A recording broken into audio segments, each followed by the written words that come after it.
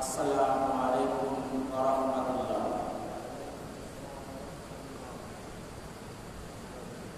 নাহমাদুহু ওয়া নাস্তাঈনুহু ওয়া নাস্তাগফিরুহু ওয়া নাউযু বিল্লাহি মিন শুরুরি আনফুসিনা মান ইয়াহদিহিল্লাহু ফালা মুদিল্লা লাহু ওয়া মান ইউদ্লিলহু ফালা হাদিয়া লাহু। ونشهد أن لا إله إلا الله وحده لا شريك له ونشهد أن محمدا عبده ورسوله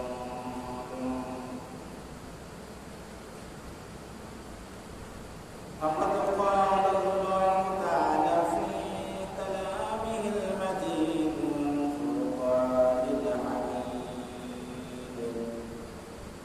أعوذ بالله من الشيطان الرجيم بسم الله الرحمن الرحيم قل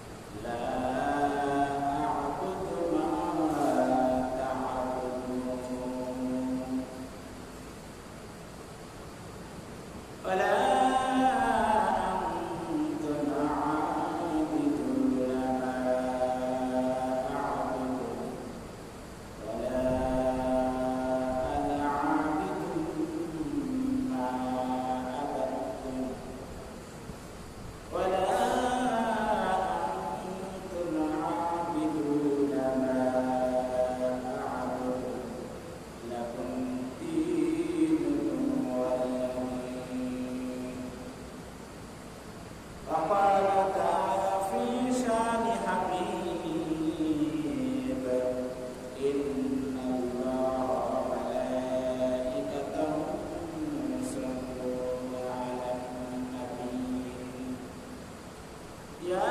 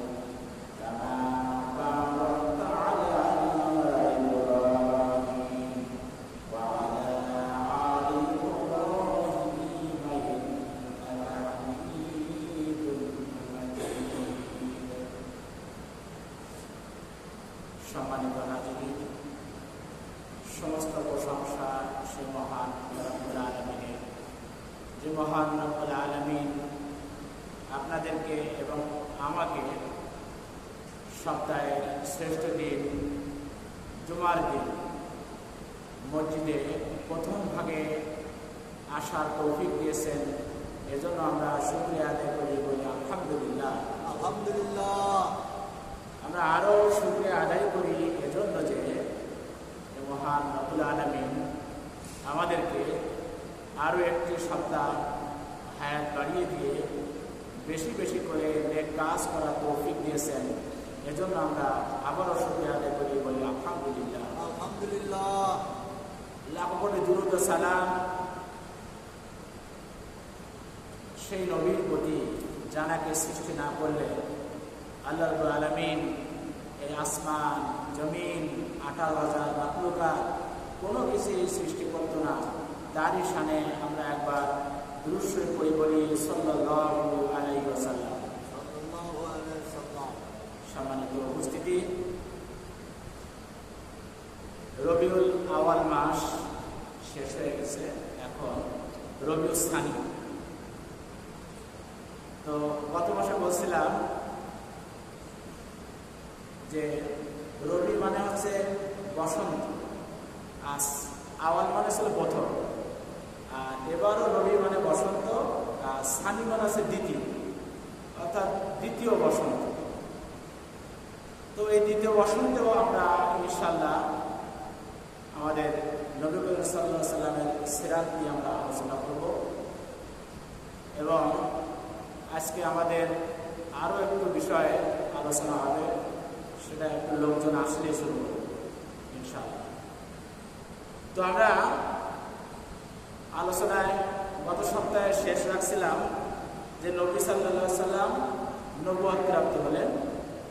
তো নবী করিম সাল্লাল্লাহু আলাইহি সাল্লাম যখন নবুয়ত প্রাপ্ত হলেন, চান্দ্র মাস হিসাবে, অর্থাৎ এই যে চাঁদের মাস, এই চাঁদের মাস হিসাবে তখন নবী করিম সাল্লাল্লাহু আলাইহি সাল্লামের বয়স ছিল 40 বছর 6 মাস 12 দিন।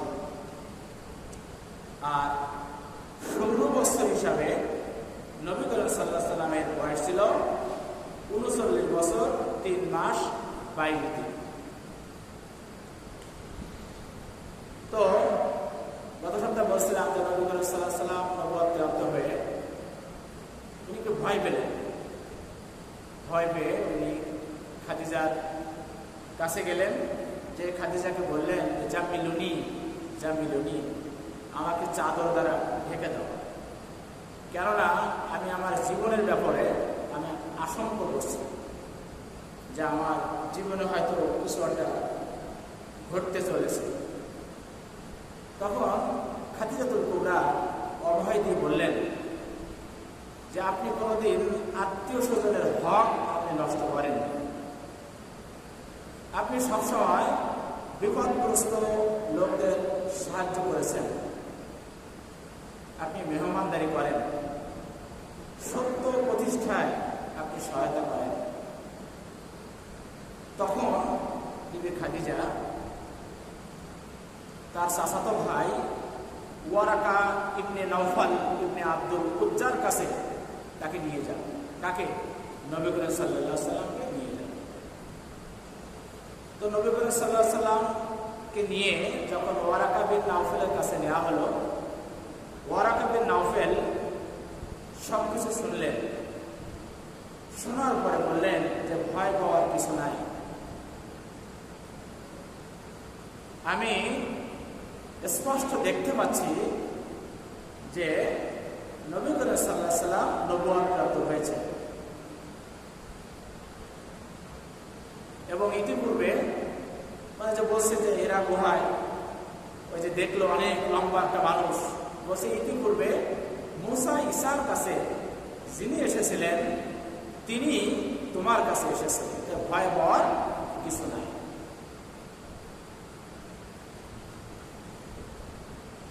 তো নবী করিম সাল্লাল্লাহু আলাইহি সাল্লাম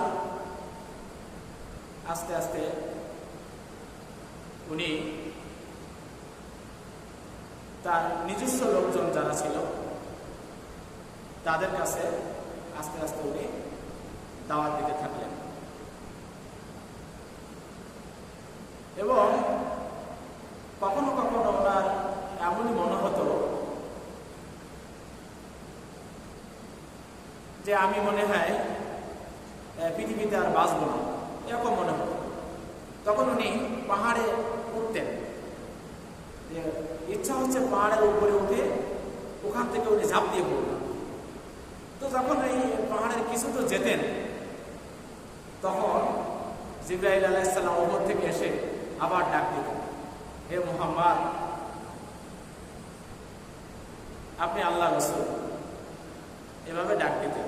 এভাবে ডাক দেওয়ার পরে উনি আবার সেখান থেকে চলে আসতেন। তো এভাবে কিছুদিন যাওয়ার পর ওনার কাছে সাময়িকভাবে মানে ওহীর যে আগমন এটা স্থগিত ছিল, কিছুদিন ওহী আসে নাই। তখন নবী করিম সাল্লাল্লাহু আলাইহি সাল্লাম বিষণ্ণ থাকতেন এবং চিন্তাযুক্ত থাকতেন, অস্থিরতা, উদ্বেগ, উৎকণ্ঠা তাকে চেয়ে থাকত। সহিহ বুখারী শরীফের কিতাবুত তাবির এক বর্ণনায় রয়েছে যে তিনি এতটা অস্থির হয়ে যেতেন, যে কথা আগে বললাম যে উনি পাহাড়ের চড়ায় উঠে যেতেন, উঠে যেয়ে ওখান থেকে ঝাঁপ দেওয়ার জন্য মনস্থ করতেন। ঠিক তখনই আবার জিবরাইল আমিন তাকে এভাবে ডাক দিলেন, ইয়া মুহাম্মদ, আপনি আল্লাহর রাসূল। তো কিতাবের ভিতরে এসেছে, তাফসীরে এসেছে যে ওনাকে এভাবে কিছুদিন ওহী বন্ধ রাখার কারণ হচ্ছে যে ওনাকে মানে দিনে দাওয়াতি হিসাবে ওনাকে শক্ত করার জন্য, অটল করার জন্য, দৃঢ় করার জন্য, কর্মঠ করার জন্য কিছুদিন এটা ওহী বন্ধ রেখেছে। তো এরপরে আবার পুনরায় জিবরাইল আমিন নবীজির কাছে আসলেন। সহিহ বুখারী হযরত জাবির ইবনে আব্দুল্লাহ রাদিয়াল্লাহু তাআলা হতে বর্ণিত, নবীজি বলেন, আমি পথ চলতেছিলাম, আমি রাস্তা দিয়ে পথ চলতেছিলাম। তো এমতো অবস্থায় একজন আওয়াজকারী আমাকে আওয়াজ দিয়ে বলল যে মুহাম্মদ। তখন আমি উপরের দিকে তাকালাম, দেখলাম যে আসমান জোড়ে একটা কুরসি অর্থাৎ চেয়ারে বসে আছেন, যাকে তিনি ওই হীরা গুহায় দেখেছিলেন। তো এইটা উনি দেখার পরে উনি আবার ভয় পেয়ে গেলেন।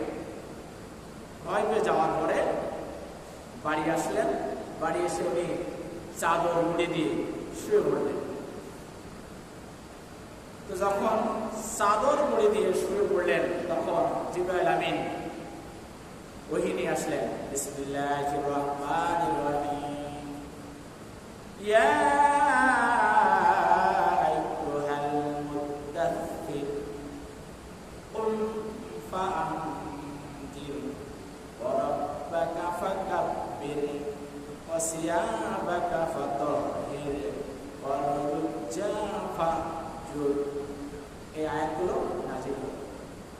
ইয়া আইয়ুহাল মুদ্দাথ্থির, হে চাদর আবৃতকারী, হে চাদর আবৃত অবস্থায় যিনি রয়েছেন তাকে বলছেন, অর্থাৎ নবীকে বলছেন, কুম ফাআনজির, কুম ওঠো, ফাআনজির এবং সতর্ক করো, ওয়া রাব্বাকা এবং ঘোষণা করো তোমার রবের, ফাকাব্বির শ্রেষ্ঠত্ব, তোমার রবের শ্রেষ্ঠত্ব ঘোষণা করো।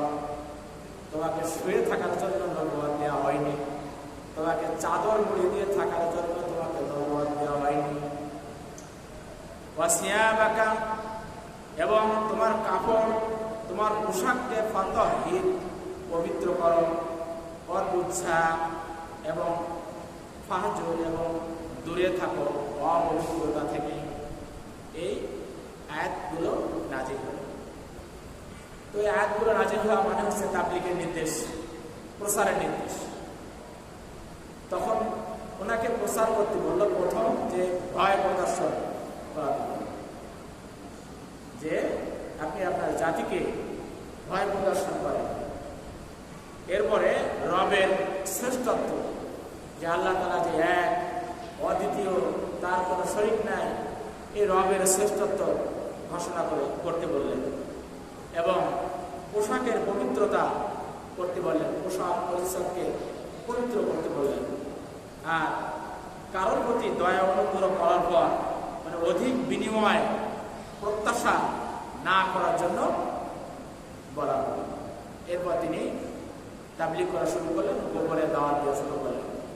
প্রথম তিনি দাওয়াত দিলেন নিজ পরিবারে, অর্থাৎ খাদিজাতুল কুবরাকে দাওয়াত দিলেন।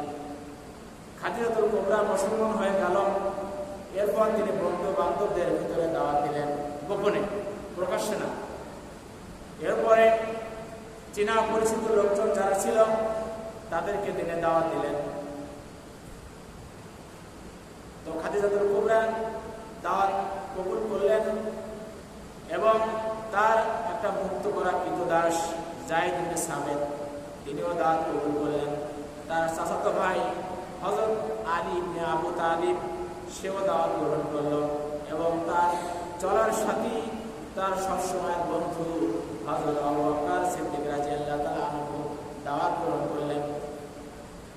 হযরত ওসমান রাদিয়াল্লাহু তাআলা আনহু দাওয়াত গ্রহণ করলেন। হযরত জুবাইর রাদিয়াল্লাহু তাআলা আনহু, হযরত আব্দুর রহমান ইবনে আওফ রাদিয়াল্লাহু তাআলা আনহু, সাদ ইবনে আবু ওয়াক্কাস রাদিয়াল্লাহু তাআলা আনহু, তালহা ইবনে উবাইদুল্লাহ রাদিয়াল্লাহু তাআলা আনহু এবং হযরত বিলাল রাদিয়াল্লাহু তাআলা আনহু, এই গুটি কয়েক লোক দাওয়াত গ্রহণ করল। এরপরে নামাজের নির্দেশ আসলো। কিন্তু আমরা যে 5 ওয়াক্ত নামাজ পড়ি এরকম না, সকালে 2 রাকাত এবং সন্ধ্যায় 2 রাকাত, এই 2 ওয়াক্ত নামাজের প্রথম নির্দেশ দেওয়া হয়। তো উনি গোপনে গোপনে এভাবে তিনি দাওয়াত দিতে লাগলেন। তারপরও মানে কিছু কিছু কাফের এটা জানতে পারার পরে অত্যাচার, নির্যাতন এগুলো শুরু করে দিলেন। যেমন আমি গত সপ্তাহে বলতেছিলাম যে আসলে নবীর জীবনী জানা আমাদের এজন্য প্রয়োজন, এজন্য দরকার যে নবীর জীবনী বা নবীর সিরাত যদি আমরা না জানি তো এমন একটা সময়, এমন একটা যুগ আমাদের কাছে এসে পৌঁছাবে যখন একজন আরেকজনকে মারবে, কিন্তু কি জন্য মারা হচ্ছে তা সে জানবে না, এবং যারা মারবে তারাও জানবে না যে কি জন্য মারা হচ্ছে। ঠিক এরকম একটা পরিস্থিতি ঢাকা বিশ্ববিদ্যালয়ে ঘটেছে। আমি গত সপ্তাহে আলোচনা করতে চেয়েছিলাম কিন্তু আর সময় ছিল না, আলোচনা করতে পারিনি। তোফাজ্জেলকে মারছে, এটা প্রতিবন্ধী, কিন্তু সেটা প্রতিবন্ধী, তারা মারছে। আপনারা সবাই হয়তো দেখছেন যারা মোবাইল দেখেন বা খবর পড়েন, যে ধরা হলো যাকে, তার কাছে জিজ্ঞাসা করলো কেন মারছে, তো বলছে যে সবাই মারছে তাই আমি মারছি। দেখেন নবীজির কথা থাকলো না, যে কি কারণে মারছে যে বলতে পারছে না। তারপর মারা বলছে যে আমি আবেগের বশে মারছি। চিন্তা করতে পারেন, একটা লোককে আবেগের বশে মারছে। তো এভাবে যদি তাদের নবীর সিরাত জানা থাকতো তাহলে তারা কিন্তু এবার মারতে পারত না। এটা হচ্ছে এক ধরনের অত্যাচার। আর ইসলামে সব ধরনের অত্যাচার হচ্ছে হারাম, এবং অত্যাচারের সহযোগিতা করাও হারাম। আপনি ধরেন সাথে যারা ছিল, তোফাজ্জেলকে যখন মারছিল, সাথে যারা ছিল তারাও যেটা করছে এটাও হারাম। অত্যাচারীর সাথে সম্পর্ক রাখাও হারাম, এবং অত্যাচারীর সাথে ঘনিষ্ঠতা করা এটাও হারাম। এমনকি হাদিসের ভিতরে এসেছে যে পশু পাখি প্রাণীর উপরে অত্যাচার করা হারাম। আমরা অনেক সময় হয়তো দেখবেন এগুলো যে বাচ্চারা বেশি করে, রাস্তা দিয়ে যাচ্ছে, একটা বিড়াল সামনে পড়ছে, একটা লাথি দিচ্ছে। এরকম ভাবে পশু পাখিদের প্রতি অত্যাচার করা যাবে না, এই অত্যাচার করাও হারাম। এই যে তোফাজ্জেল, সে ছিল সহজ সরল প্রতিবন্ধী, তাকে বলা হলো কি যে যতক্ষণ পর্যন্ত তুমি ডাল খাবা ততক্ষণ পর্যন্ত তুমি জীবিত থাকবা, এভাবে তাকে অত্যাচার করা। অথচ আল্লাহ রাব্বুল আলামিন পবিত্র কোরআনের ভিতরে বলছেন ওয়াসায়ালামুল্লাযীনা যালামু আইয়ামুনকালাবিন ইয়ানকালিবুন। ওয়াসায়ালামু, শীঘ্রই তোমরা জানতে পারবে, আল্লাযীনা, তোমরা যারা, যালামু, যারা নির্যাতন করছো, যারা নির্যাতনের ভিতরে পড়ে রয়েছ, যারা অত্যাচার করো, যারা অত্যাচারীকে সহযোগিতা করো, যারা অত্যাচারীর সঙ্গে সম্পর্ক রাখো, তারা সহজে জানতে পারবা। আইয়া, কেন? যখন তোমরা কি করবে, যখন তোমরা আল্লাহর কাছে প্রত্যাবর্তন করবে, আল্লাহর কাছে প্রত্যাবর্তন করার পরে, আল্লাহর কাছে চলে যাওয়ার পরে তোমরা জানতে পারবে। এখন আমরা এই অত্যাচার থেকে বাঁচবো কি করে?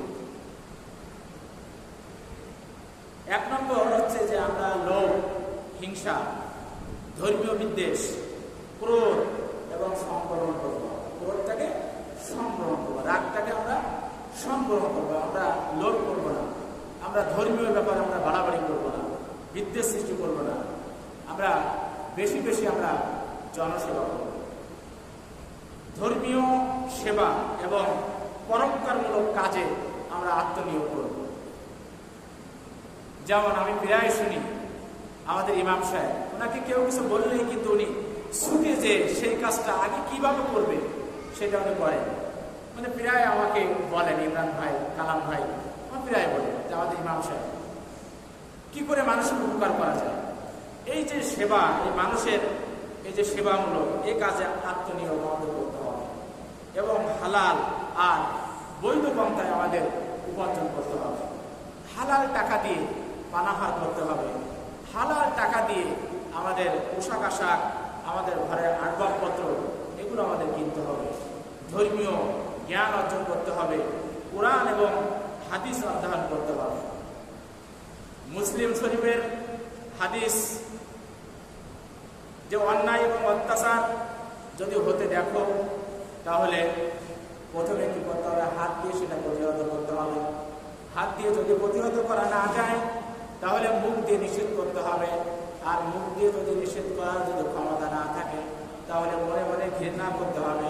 এই ঘৃণা করাটাই হচ্ছে দুর্বল ইমানের পরিচয়। হযরত আব্দুল্লাহ ইবনে আমর রাদিয়াল্লাহু তাআলা হতে বর্ণিত, ক্বালা রাসূলুল্লাহ সাল্লাল্লাহু আলাইহি ওয়াসাল্লাম, রাসূলুল্লাহ সাল্লাল্লাহু আলাইহি ওয়াসাল্লাম বলেন যে আল মুসলিমু মান সালিমাল মুসলিমুনা মিন লিসানিহি ওয়া ইয়াদিহি। হযরত আব্দুল্লাহ ইবনে আমর রাদিয়াল্লাহু তাআলা বর্ণিত, রাসূল সাল্লাল্লাহু আলাইহি ওয়াসাল্লাম বলেন যে আল মুসলিমু মান সালিমাল মুসলিম, সেই হচ্ছে প্রকৃত মুসলিম, সেই হচ্ছে প্রকৃত মুসলমান, মিন লিসানিহি, যার জিহ্বা থেকে, ওয়া ইয়াদিহি, এবং হাত থেকে অপর মুসলমানরা নিরাপদ থাকে। যার জিহ্বা থেকে এবং হাত থেকে অপর মুসলমানরা নিরাপদ থাকে সেই হচ্ছে প্রকৃত মুসলিম। হযরত আহনা ইবনে কায়েস রাহমাতুল্লাহ আলাইহি থেকে বর্ণিত, তিনি আবু বকর রাদিয়াল্লাহু তাআলা থেকে বর্ণনা করেছেন, ক্বালা সামিতু রাসূলুল্লাহ সাল্লাল্লাহু আলাইহি ওয়াসাল্লাম, তিনি বলেছেন যে আমি রাসূল করিম সাল্লাল্লাহু আলাইহি ওয়াসাল্লামকে বলতে শুনেছি, ইয়াকুলু, তিনি বলেছেন, ইজা তাকাল মুসলিমানি বিসাইফাহি হিমা ফাল কাতিলু ওয়াল মাকতুলু ফিন্নার। যখন দুই ব্যক্তি মারামারিতে লিপ্ত হয়ে যায়, দুই ব্যক্তি যখন যুদ্ধে লিপ্ত হয়ে যায়, ওই দুই ব্যক্তির যুদ্ধ লিপ্ত অবস্থায় যখন এক ব্যক্তি আরেক ব্যক্তিকে মারবে, উভয় জাহান্নামী হবে, তখন সাহাবারা জিজ্ঞাসা করছে, ইয়া রাসূলুল্লাহ, ইয়া হাবিবাল্লাহ, যাকে মেরে ফেলা হলো সেও কিভাবে জাহান্নামে যাবে? সে তো জাহান্নামে যাওয়ার প্রশ্নে ওঠে না। তখন নবী করিম সাল্লাল্লাহু আলাইহি ওয়াসাল্লাম বললেন, যদি সে সুযোগ পেত তাহলে সেও তো অন্যজনকে মারত কিনা। অর্থাৎ দুইজন যখন একসাথে মারামারি করে তখন কি থাকে, একজন আরেকজনকে মারবে, এজন্য যে সুযোগ পেয়েছে সে মারছে, তাহলে সে তো অপরাধী যে মারছে, এবং যাকে মারা হয়েছে সেও অপরাধী, কারণ সে কিন্তু সুযোগ পেত সেও মারত।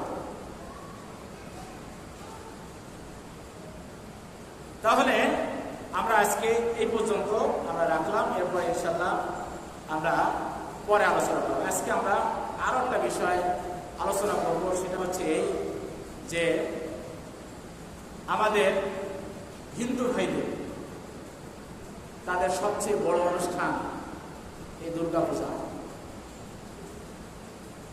এই দুর্গা পূজায় তারা করবে, কেননা তারা হচ্ছে বাংলাদেশের নাগরিক, আমরা মুসলমানরাও বাংলাদেশের নাগরিক। নাগরিক হিসাবে আমরা মুসলমানদের আমাদের যেরকম অধিকার রয়েছে তাদেরও ঠিক তেমনি অধিকার রয়েছে। তারা তাদের ধর্ম, তাদের উৎসব তারা পালন করবে।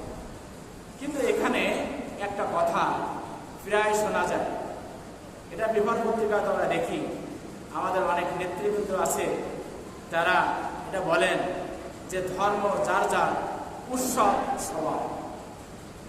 এ কথা ঠিক না, এই কথাটা ভুল। ধর্ম যার যার, উৎসব তার। আর আপনি যদি মনে করেন যে ধর্ম যার যার, উৎসব সবার, তাহলে বউ যার যার, ব্যবহার কি সবাই করবে? বাগান যার যার, সেই বাগানের সেই ক্ষেতের ফসল কি সবার?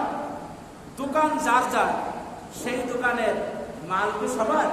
না, সেই দোকানের মাল আপনাকে নিতে গেলে টাকা দিয়ে কিনতে হবে। বউ আপনার, আপনি তার ব্যবহার, তার কাছে খেদমত আপনি নেবেন, ক্ষেত আপনার, ক্ষেতের ফসল আপনি নেবেন। কিন্তু যদি আপনি বলেন যে ধর্ম যার যার, উৎসব সবার, এটা হবে না, এটা হবে না। নবী করিম সাল্লাল্লাহু আলাইহি সাল্লামের প্রাথমিক যুগে উনি যখন প্রকাশ্যে দাওয়াত দেওয়া শুরু করলেন, তখন মক্কার কাফেরেরা তাকে বিভিন্নভাবে নির্যাতন শুরু করলো। তো যখন কোনোভাবেই তাকে দমাতে পারে না, এই কাফেররা নবী করিম সাল্লাল্লাহু আলাইহি সাল্লামের চাচা আবু তালেবের কাছে আসলো। আবু তালেবের কাছে এসে বলল যে মুহাম্মদ সাল্লাল্লাহু আলাইহি সাল্লাম যদি চায় এই মক্কার সবচেয়ে সুন্দরী নারী সে ব্যবহার করবে, সুন্দরী নারী সে বিবাহ করবে, আমরা সেই সুন্দরী নারী তাকে দিয়ে দেব। যদি সে চায় এই মক্কার প্রেসিডেন্ট হবে, আমরা তাকে প্রেসিডেন্ট বানিয়ে দিব। কিন্তু আবু তালেবকে বলা হলো, আপনি আপনার ভাতিজাকে বলেন সে যে নতুন ধর্ম পালন করছে এই ধর্ম থেকে সে বিরত থাকুক। অথবা তাকে আমরা আরো একটা প্রস্তাব দিতে পারি যে আমরা 1 বছর তার ধর্ম পালন করব, সেও 1 বছর আমাদের ধর্ম পালন করবে। তখন নবী করিম সাল্লাল্লাহু আলাইহি সাল্লামকে যখন বলা হলো, নবী করিম সাল্লাল্লাহু আলাইহি সাল্লাম তার চাচাকে বলল, চাচা এই মক্কার সবচেয়ে সুন্দরী নারী হয়তো তারা আমাকে দিতে পারবে, তারা যদি চায় এই মক্কার প্রেসিডেন্ট আমাকে বানিয়ে দিতে পারবে, এটা তো তাদের সাধ্যের ভিতরে রয়েছে। কিন্তু তারা যদি আমার এক হাতে চন্দ্র আর এক হাতে যদি আমার সূর্য এনে দেয়, তারপরেও আমি যে দাওয়াতি কাজ করছি এই দাওয়াত থেকে আমি বিরত থাকবো না।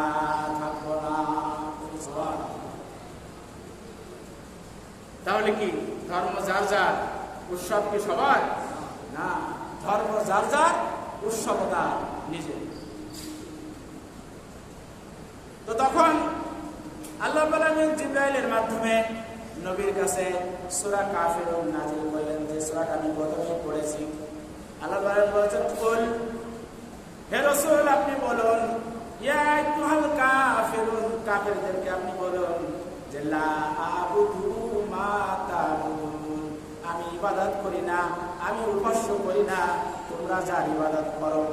ওয়ালা আনতুম আবিদুন, তোমরা যার ইবাদত করো আমি তার ইবাদত করি না, তোমরা যার দাসত্ব করো আমি তার দাসত্ব করি না।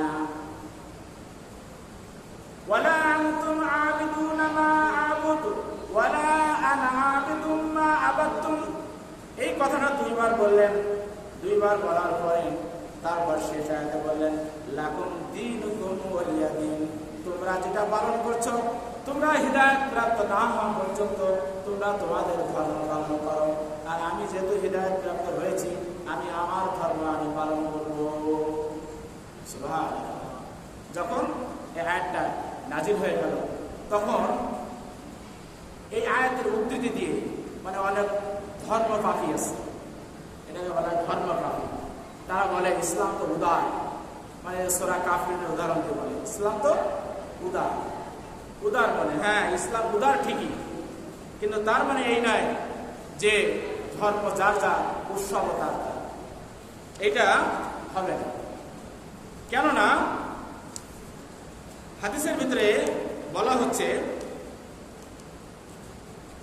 এবং কুরআনেও বলা হচ্ছে, সূরা বাকারার 120 নম্বর আয়াতে বলা হচ্ছে যে ওয়ালান তারদা আনকাল ইয়াহুদা ওয়ালান নাসারা হাত্তা তাত্তাবিআ মিল্লাতাহুম, অর্থাৎ বলা হচ্ছে যে কখনো না তারদা খুশি হবে না, আনকা তোমার প্রতি, ইয়াহুদা ওয়ালান নাসারা ইহুদিরা এবং নাসারারা কখনো তোমার প্রতি খুশি হবে না, হে নবী কখনো তারা সন্তুষ্ট হবে না, হাত্তা যতক্ষণ না তাত্তাবি অনুসরণ করো মিল্লাতাহুম তাদের ধর্ম আদর্শ।